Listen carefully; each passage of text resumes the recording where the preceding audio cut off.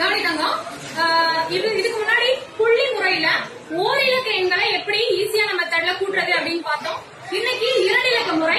இரண்டு இலக்க முறை தான் 3 இலக்க முறைக்கும் இதே மெத்தட் தான் வரும். ஓகேவா? பார்க்கலாமா? 8 1 எவ்வளவு? 9 4 13க்கு 3 வச்சுக்கிட்டு இந்த 1க்கு பதிலா ஒரு புள்ளி வைப்போம். 3 6 9 5 14 4 வச்சுக்கிட்டு இந்த 1க்கு பதிலா ஒரு புள்ளி வைப்போம். இந்த 4 அப்படியே எடுத்து புள்ளி 1 2. ஓகே, இப்போ ஓர் இலக்கம் முடிஞ்சது. அதாவது ஒன்றுகள் இடத்துல என்ன பண்ணிருக்கோம்? எல்லாரையும் கூட்டி எழுதிட்டோம். இப்ப என்ன பண்ண போறோம்னா 10கள் இடத்துக்கு வரணும். 5 3 எவ்வளவு? 8 2 10. 10க்கு 0 வச்சுக்கிட்டு இந்த 1க்கு பதிலா ஒரு புள்ளி. அடுத்து 0வை 7 கூட கூட்டினா 7 4 11. 11க்கு 1 வச்சுக்கிட்டு இந்த 1க்கு பதிலா ஒரு புள்ளி. சோ இந்த 1 எழுதிட்டு 1 2 21. ஓகேவா? இப்பதான் ரொம்ப முக்கியமான விஷயம். இப்ப ஆன்சர் எடுத்து எழுத போறோம். இந்த 4 அப்படியே எடுத்து